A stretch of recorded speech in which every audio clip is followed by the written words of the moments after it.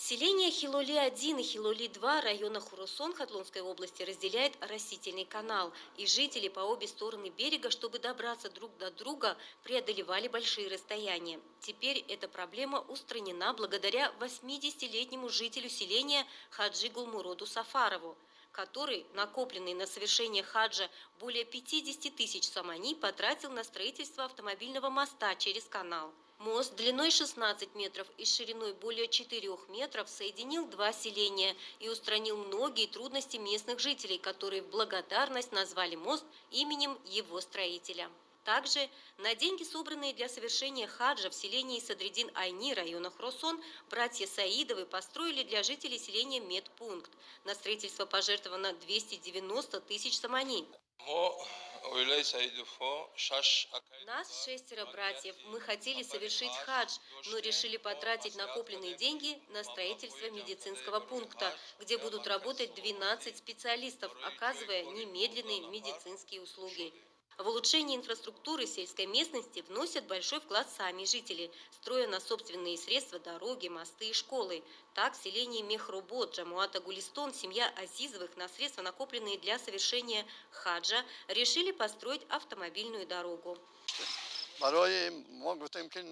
Мы намеревались совершить хадж, но в связи с сегодняшней ситуацией это стало невозможно, и мы решили потратить деньги на строительство дороги. Ведь самым благим делом считается, во-первых, строительство дорог, во-вторых, строительство мостов и, в-третьих, устранение трудностей жителей родного села. Автодорога протяженностью в 1 километр, построенная семьей Азизовых, станет важным путем сообщения между селами данного района в любое время года и, безусловно, повлияет на улучшение инфраструктуры села.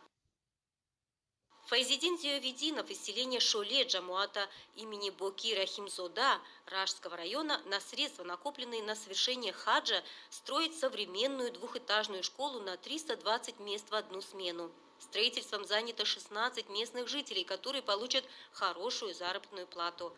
За строительными работами наблюдают специалисты сферы, чтобы учебное заведение соответствовало международным стандартам качества. В Ражском районе это первая инициатива, но не последняя. Многие жители, увидев, что средства, накопленные на хадж, можно использовать на благие дела, приносящие пользу всем жителям, также хотят внести свой вклад в процветание своего народа и государства. По мнению экспертов, использование энергосберегающего оборудования позволяет сэкономить электроэнергию почти в 5 раз. С ростом населения спрос на электроэнергию растет из года в год, и ее экономное использование остается серьезной проблемой. Использование электроэнергии с умом – это в первую очередь выгодно для семейного бюджета. В случае неправильного, расточительного использования электричества страдают и семья, и государство в целом. Экономное использование электроэнергии и своевременная оплата за ее использование является признаком культуры и высокой гражданской ответственности каждого гражданина страны. Из года в год число жителей страны, а также предприятий, учреждений, организаций, жилых и служебных зданий растет. Вместе с этим увеличивается спрос на электроэнергию. Установка энергосберегающего оборудования, использование энергосберегающих лампочек, переход на единую отопительную систему, устранение расточительного потребления энергии и постоянный мониторинг электрооборудования выгодно не только из-за уменьшения счетов за электроэнергию, но и в целях пожарной безопасности. Ведь энергосберегающее оборудование является более безопасным и удобным в использовании. Неправильное использование электроэнергии и ее потери наносят ущерб государственному бюджету и каждой семье.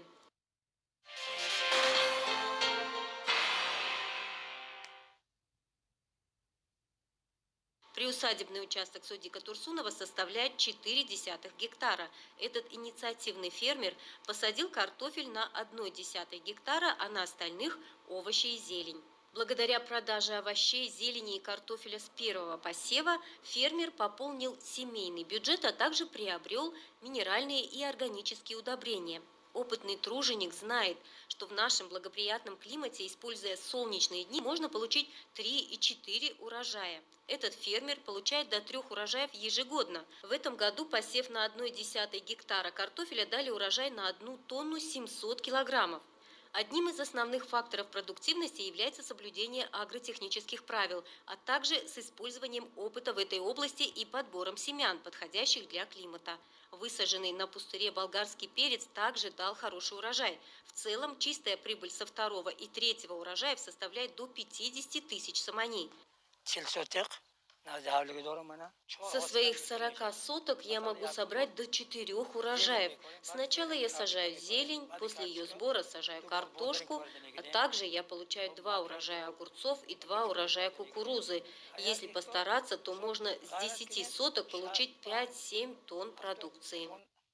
Заботливое отношение к земле и трудолюбие является ключом к успеху. Содик Турсунов, следуя указаниям руководства государства и правительства Республики Таджикистан, эффективно и целенаправленно использует свою землю, тем самым обеспечивает рынок отечественными свежими экологически чистыми продуктами и получает высокий доход.